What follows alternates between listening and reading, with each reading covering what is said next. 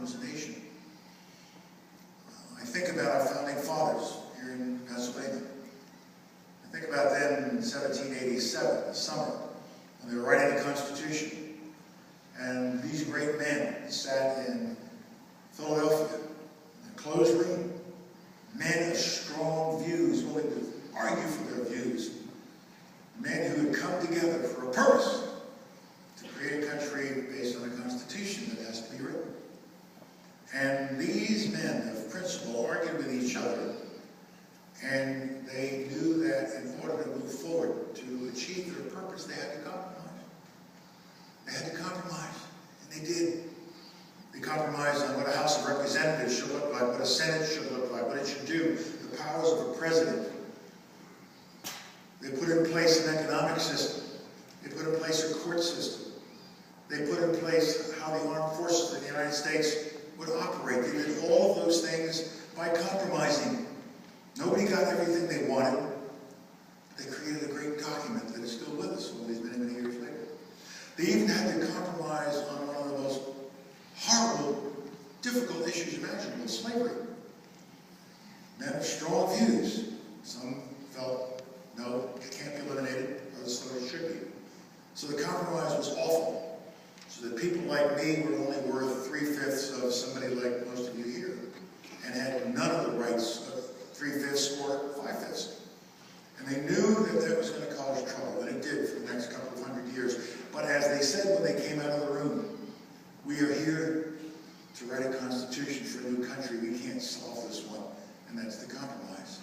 If they could sit there for just a few weeks and accomplish all that, you tell me why 535 men and women sitting in Washington, D.C.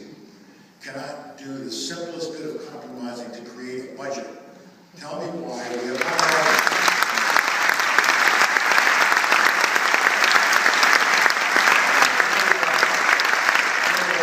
passed an appropriation bill in 4 years. Tell me why they think you can run a country in a manner that you couldn't run a 7-Eleven store. By just kiting checks, increasing the debt, not doing anything about spending, and not realizing that at some point the books have to balance. And they simply have found themselves incapable of doing that. Why? Why? When I was a much younger person in government and in politics, I saw wonderful, great men out there who had the same difference of opinion as our founding fathers did. They knew they had to compromise. There were leaders then in the Congress, which really there are not any now. There are people with titles, but they're not able to lead the way they used to be able to lead. We increasingly find ourselves pushed to the extremes, on the right and on the left.